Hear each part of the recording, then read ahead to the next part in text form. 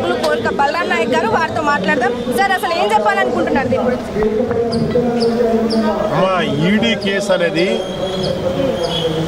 అది ఎప్పుడో పేపర్ రెడారు ఒకసారి కొట్టేసిండ్రు సుప్రీంకోర్టులో. కొట్టేసిన కేసుకు మళ్ళీ కొత్తలకు అప్లై చేయించి ఎవరితోనో కేసు పెట్టించి ఇవాళ ఏం లేదు, కాంగ్రెస్ పార్టీలో ఉన్న సోనియా గాంధీ గారికి, రాహుల్ గాంధీ గారికి హరాస్మెంట్ చేయాలనే తప్ప ఏమీ లేదు.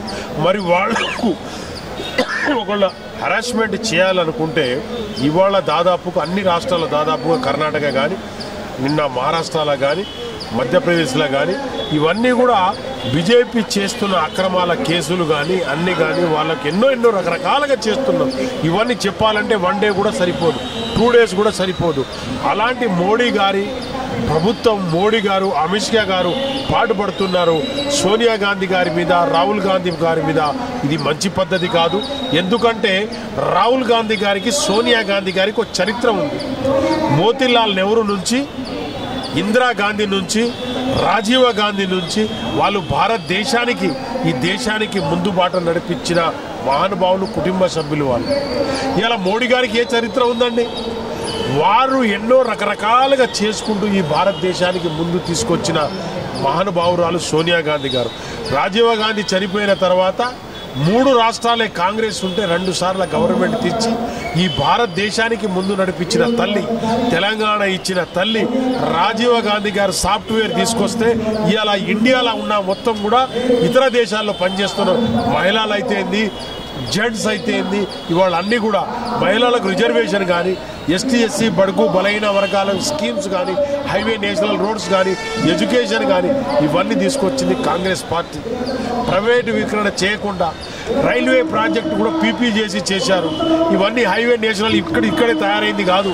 వాళ్ళు చేసిన, మన్మోహన్ సింగ్ చేసిన 100 రోజుల పని కానివ్వండి, ఇవన్నీ కూడా వాళ్ళు ఒక విజన్తో చేసిన పనులు ఇవన్నీ. అటువంటి కుటుంబానికి కేసులు పెట్టడం ఏంటండి? నెహ్రూ గారు దేశానికి కొరకు 30 సంవత్సరాలు జైల్లో ఉన్నాడు పాపం. రాజీవ్ గాంధీ గారు దేశానికి అర్పించారు, ఇందిరాగాంధీ గారి దేశాన్ని అర్పించారు. అలాంటి కుటుంబాలను ఈడీ కేసు పెడితే ఎవరైనా నమ్ముతారమ్మా?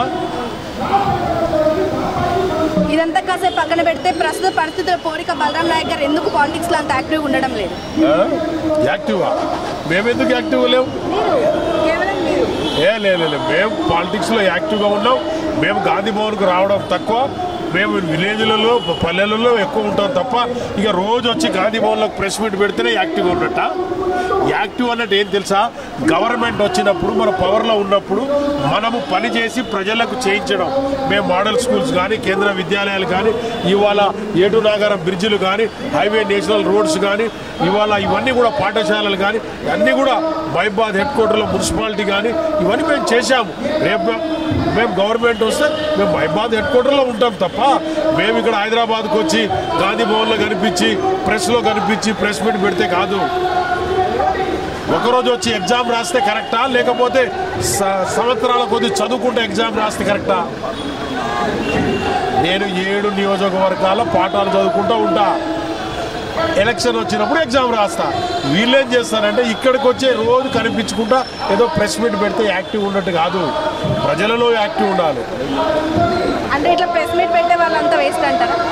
వేస్ట్ అంటలేని నేను, మా పెద్దవాళ్ళు, వాళ్ళ పూజలు వాళ్ళు పెడతారు. ఎవరి ఆలోచనలు వాళ్ళు, ఎవరి విధానం వాళ్ళకు, ఎవరి కండిషన్ వాళ్ళకు. ఇప్పుడు మా విధానం ప్రజలకు దగ్గర. ఇప్పుడు అన్నా కదా నీకు 2 సంవత్సరాలు పాఠాలు చదువుకొని ఎగ్జామ్ రాయడం నా ధర్మత. ఎలక్షన్ అప్పుడే రావడం అది కొందరికి అలవాటు. నాకు అలవాటు ఉన్నది ప్రజలతో ఉంటా, నియోజకవర్గాలు ఉంటా, తర్వాత ఇక్కడ గాంధీ భవన్లో కూడా మీటింగ్లోకి వస్తా. రేపు నాకు ఢిల్లీలో మీటింగ్ ఉంది, ఢిల్లీకి వెళ్ళాలి. అలాంటి కార్యక్రమాలు చేస్తాం. కానీ రోజు గాంధీ భవన్లో కానీ, రోడ్లో కానీ నేను అట్లా కాదు. మా కార్యకర్తలు కానీ, మేము కానీ ప్రజలలో యాక్టివ్గా ఉంటాం, నియోజకవర్గంలో active. Okay done. Congress party భవిష్యత్ కార్యాచరణ ఏంటంటారు? మళ్ళీ సార్ ఎలక్షన్స్లో కాంగ్రెస్ పార్టీ అధికారంలోకి వచ్చే అవకాశం ఉందంటారా? అవకాశం ఉంది, వచ్చేది కాంగ్రెస్ పార్టీ. అవకాశం ఎక్కడిది? ఆల్రెడీ కాంగ్రెస్ పార్టీ 99% రూలింగ్లో వచ్చినట్టే. 85 కాన్స్టిట్యున్సీలో మేము గెలుస్తాం 100%. రెండోసారి తర్వాత మూడోసారి వీరికి ఓటేయరు ఎవరు. మేము 100% కాంగ్రెస్ పార్టీ గెలుస్తుంది. మేము అన్ని పథకాలు కూడా ఇంప్లిమెంట్ చేస్తాం. ఇందిరమ్మ ఇల్లు కూడా ఆ రోజులో చేసినాం, రోడ్లు చేసినాం, అన్ని చేసినాం. పెన్షన్ మేము 2 ఇస్తాం. కళ్యాణ లక్ష్మి కూడా రెండిస్తాం ఈసారి. రుణమాఫీ ఒకటేసారి 2 లక్షలు చేసేస్తాం. పెన్షన్ రెండు పెన్షన్లు ఇస్తాం ఓల్డ్ ఏజ్ వాళ్ళకు. అన్నీ కూడా మేము కంటిన్యూ చేస్తాం. డబుల్ బెడ్రూమ్ తప్పకుండా ఇస్తాం.